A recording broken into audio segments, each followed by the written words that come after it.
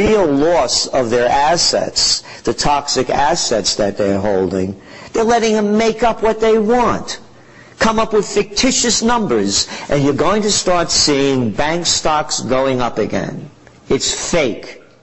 And what they're doing is they're changing the regulations on the top so the big thieves could steal more while they're clamping down on the little people. And the little people have had it. These stimulus plans were, both with former President Bush and with President Obama, were rushed through so quickly. And you make a comparison to the way that the U.S.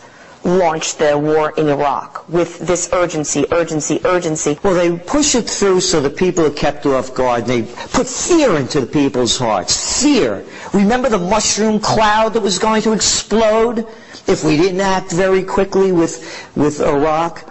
And remember the financial system was going to collapse if we didn't save AIG? And who ever knew what AIG was to begin with? You know, what's an AIG? I never heard of one before, most people would say. When the AIG plan was rushed through, the only person outside of the Federal Reserve and Washington to sit in on that AIG bailout was Lloyd Blankfein, the CEO of Goldman Sachs.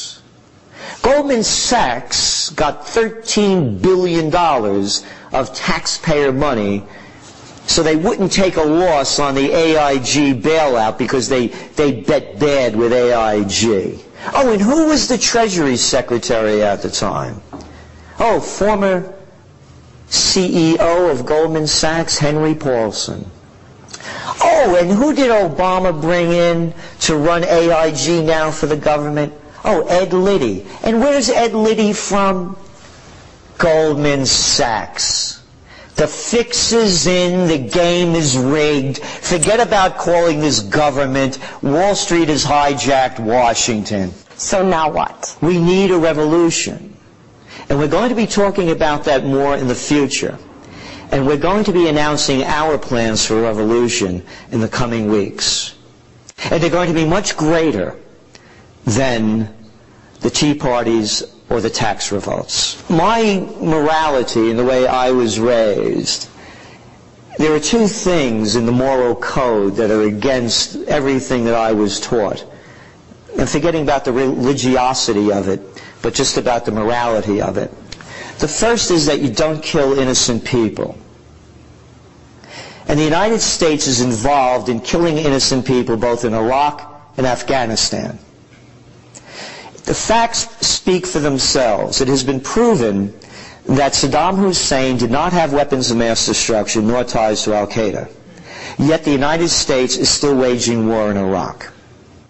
And number two, this whole thing about Afghanistan taking over the country for whatever reasons, and the Russians know it better than the Americans, and the English knew it before the Russians. This has been going on and on. The Afghanistani people have done nothing to the Americans. And now President Obama has sent another 21,000 troops into Afghanistan. So, killing innocent people is against my morality. The second part of the revolution, why we're calling for a revolution, is that we're getting robbed in broad daylight. The numbers and the facts, as we've discussed, speak for themselves. They're pickpocketing the little people to pay off the big guys. This is against everything that has ever been taught to us in this country growing up as a free market society. It's fascism. When somebody calls you a doom and gloomer, somebody that's scaring the public, what's your response to that? My response is, suppose you go to a doctor, and then you feel that there's really something wrong with you. And the doctor gives you a diagnosis.